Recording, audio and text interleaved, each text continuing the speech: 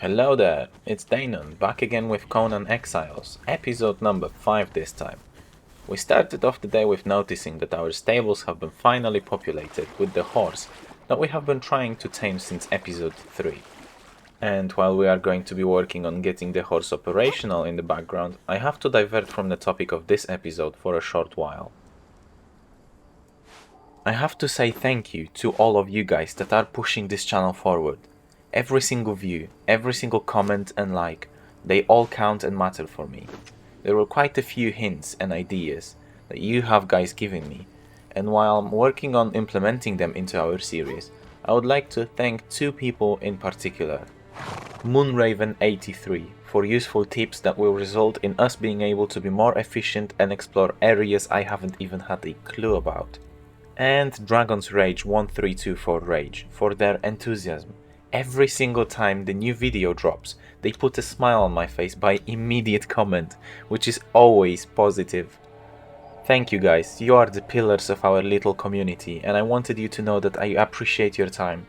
The time that you take to either inform me of something I could do differently, or even just acknowledging that all the work that has been done on the video is worthwhile. Thank you. Let's get back to our horse and let's take a look at how we can make it functional.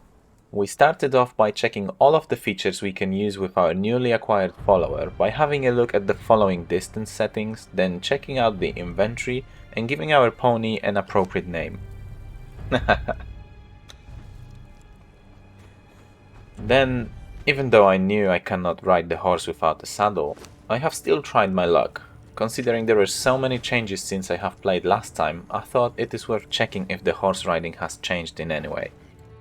Right, so first things first was to place the saddler's work table to allow us to work on saddles, as the name suggests, and I thought that the most appropriate place for it to be located would be right next to the stables, as we could literally have an instant access to it if we ever tried to get another horse. Quick look inside just to see what exactly we will require to make a saddle, and jumping a few minutes into the future, we have brought all of the components to manufacture a saddle or a seat for our Shelby to make it GT. Next in line was the lighting situation at our shelter, which was atrocious. We barely could see anything outside of the radius of previously placed torches, therefore it was the perfect time to strategically place them around our home in order to be able to clearly see at night. Then I had an idea. Why shall I stick to placing torches directly on the wall, which is an old school way to do it? Why not try placing them at the pillars, as they won't be too obvious, but they would still supply enough light to be able to stop using our portable torch. And after a short while of trying to figure out if that would be possible, I found that there is a sweet spot for these to be placed on the pillar itself. If you manage to find it, noise, you will be able to place the torch, no problem. So I carried on repeating this method on our remaining pillars. Now it feels more like an actual home. With warm colors of the torches, it feels somewhat cozy like that. Short jog to the saddler's work table to check on our saddle, and it was ready for us to pick up and equip our horse with its new gear. From now on we will finally be able to ride a horse. Soon after, I have went back into the home and have worked a little bit more on the lights, as even though it was nicely lit outside, the inside was so dark we couldn't see much in multiple places. The only problem in here was that the game didn't really like some of the chosen locations for the torches, as we couldn't just place them wherever we wanted. We had to find the sweet spot again. This one here feels a little unnecessary, so we could place one better located in the corner behind the carpenter's bench.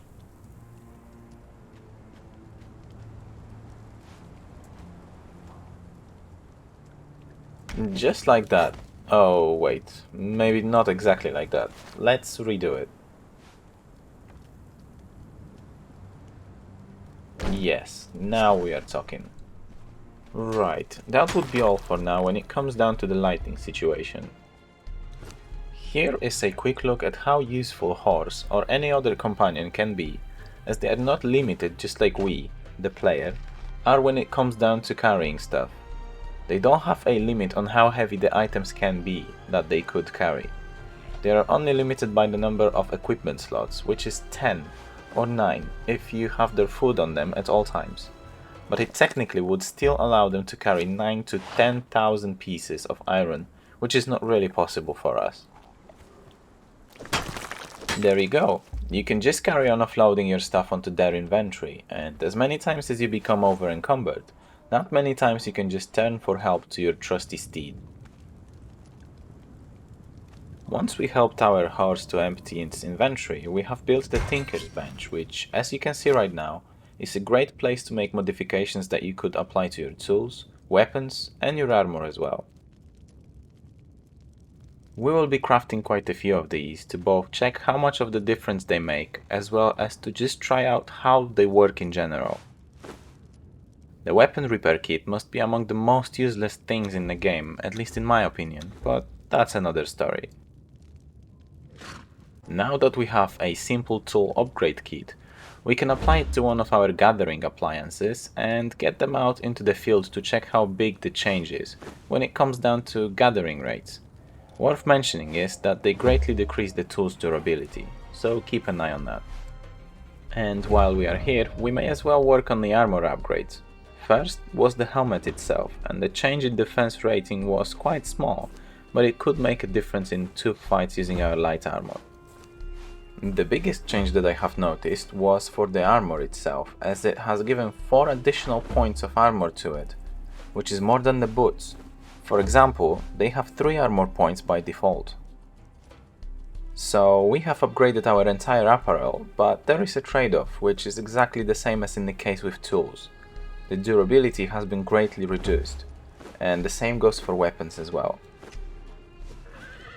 We have also got an operational fluid press.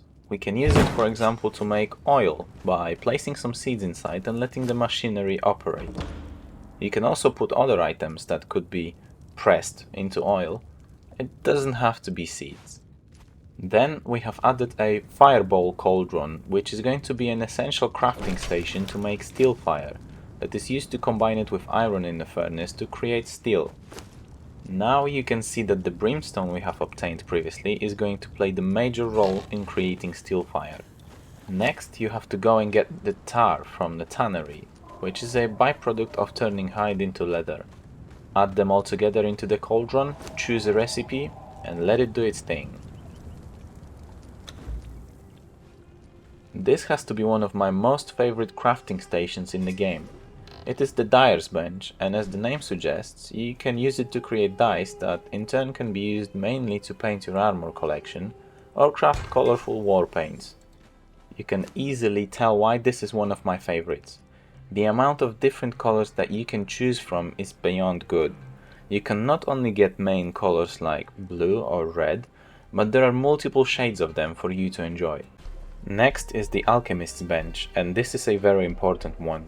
Do you remember the healing wraps that we have crafted in the Brimstone episode? Right, this is where you can craft aloe extract, which not only heals you faster, but has a way shorter usage time, meaning you don't have to be outside of combat to recover your health. You can also craft different types of fodder in here to further aid your customization choices. This time, it would change your pets into different civilizations' main themes. Here is a quick look at how to craft our new healing potion. Granted, you have to go around the area and gather aloe, duh, but it is worth it, as again, the benefits outweigh drawbacks of this concoction. We will be carrying tons of this stuff when we'll be trying to fight tougher enemies. Another thing that had to be done today was the shellfish trap. And as you can imagine, we will use it to catch fish, so we can finally move away from being reliant only on harvested meat. This is a good one. I was trying to hide from the sandstorm when... What? Shelby decided that it doesn't want to be alone in this treacherous weather. I had a little bit of what the f moment, but it made me genuinely laugh. Once the sandstorm has gone away, we have came back outside to place some more fish traps, as you have a secondary choice for the regular aquatic life to be caught. Method of catching them is also quite simple. You know, all of these insects that you obtain while harvesting plant fiber? This is exactly what we are going to use right here. We have also placed a compost heap, which, even though it's not going to be used right now, we will really need it when we will build some planters to grow our own herbs. No, not these ones, damn! Our building spree has got us to place beehives as well, so we could have yet another food source. I built it only out of pure curiosity, as I have never did it before, but we will utilize them as soon as I come across the recipe with honey. Next was the grinder. This thing allows you to obviously grind stuff into fine powder, just like we can grind bones into the bone mill. Let's grab a few bones to start making it, and pick up a few more things required for the compost heap to start production. So you just drop bones into the grinder and let it run unattended. Now there was a reason why I have left all of this inedible meat in here, and we will recover all of it to mix it with other organic matter to allow the compost heap to start working. Bone meal will need to be combined with the spoiled meat and the plant fiber to make compost that we will need for our plants to grow more efficiently. We are almost done with building for today, I promise.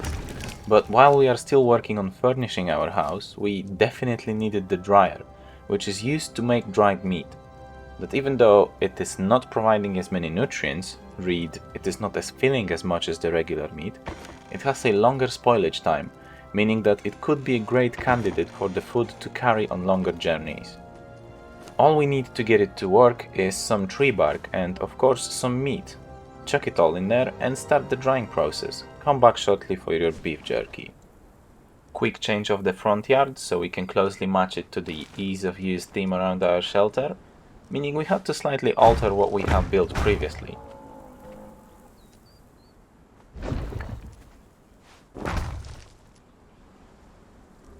Top it up with a few more steps, and there we go.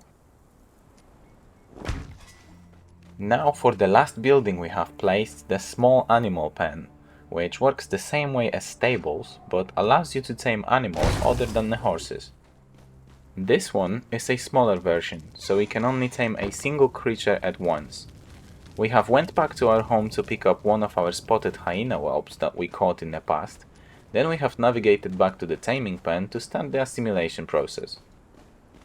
As you can imagine, different creatures will eat different types of food, but thankfully we were able to feed our whelp with the readily available meat that we have in store. Right, now we have to wait pretty much as long as for the horse to be able to call them to assist us in the battle.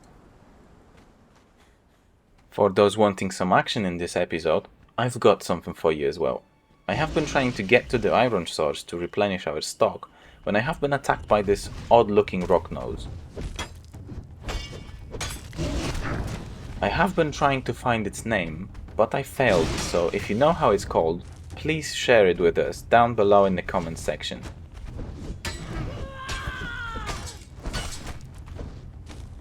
The only thing that I can tell you about it is that it is a mini-boss, and it is way tougher than regular rocknoses. I like the way it looks. It is slightly bulkier and it sports different color scheme to other representatives of its species.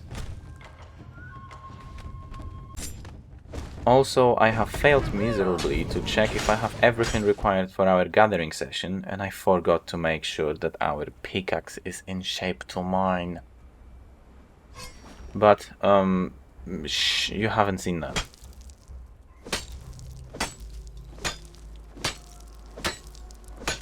What I also liked about this encounter is that we have got a rocknose head, which will definitely make its way onto our wall as one of our war trophies.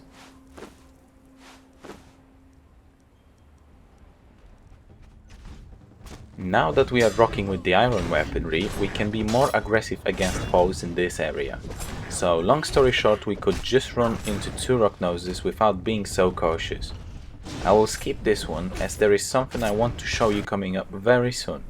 I know that in the last episode I have avoided showing you bits and bobs in this area, however when I have been climbing up the hill to gather all of the iron to maximize our efficiency during this expedition, I have found these two ghosts up here.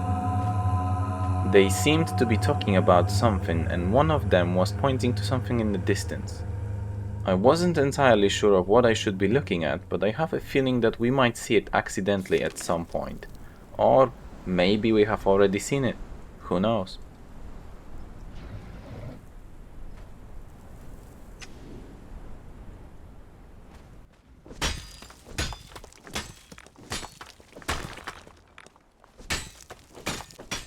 So I have finished gathering the remaining iron in this area and... look at this. I bet our Shelby wasn't too happy about carrying all of this stuff. 8,789 pieces of iron.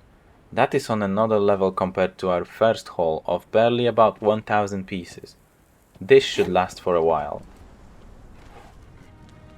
Right. Now that we have all this iron, we can sacrifice some of it to smelt steel bars that we can then turn into more efficient tools and, most important of all, more powerful weapons. So what you need is obviously some readily available iron bars and steel fire that we have started making not long ago.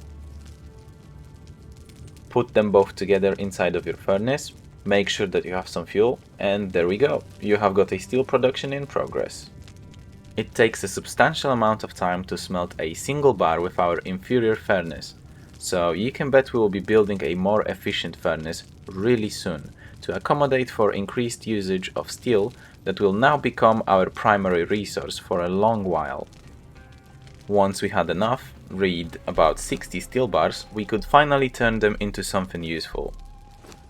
I have moved the iron ore as the furnace takes priority in smelting more advanced products by default, meaning steel will be done prior to the iron bars. Anyways, we went back to our blacksmith's bench and we started crafting one of my favorite sets of weaponry in the game at this point. Ancient daggers and ancient two-handed sword. These have greater damage output than our iron counterparts, but they are so powerful to the point where their starting statistics are about as mighty as the already upgraded iron weaponry. Design of these weapons is among the best in the game, but that is just my opinion. Best of all is that now our fast daggers will be dealing the same amount of damage as the iron two-handed sword, but with the increased speed and additional bleeding effect, and you can't go wrong with this.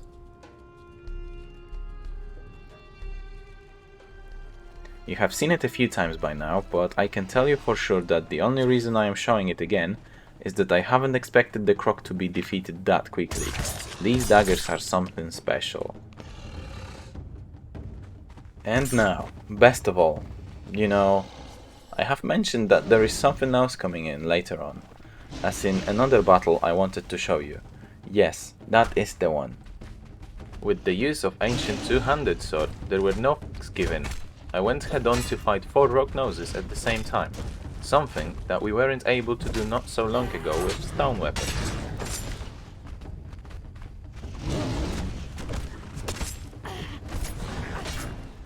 Finishing today's episode, I have came back from the second venture for iron, filling our furnace entirely. And as I wanted to have a new armor set each time you guys come around, I have started crafting the Argosian set, but what comes next is a joke. This armor set must be one of the ugliest sets in the game, hands down. Don't get me wrong, the armor might not be the ugliest on its own, but the helmet is something I can't get over with. I immediately came back to our previous apparel as this genuinely hurts my eyes. Anyways, I will make something better for our next episode, but for now I have to thank you for staying until the end, and I shall see you in the next one. Deynon, out.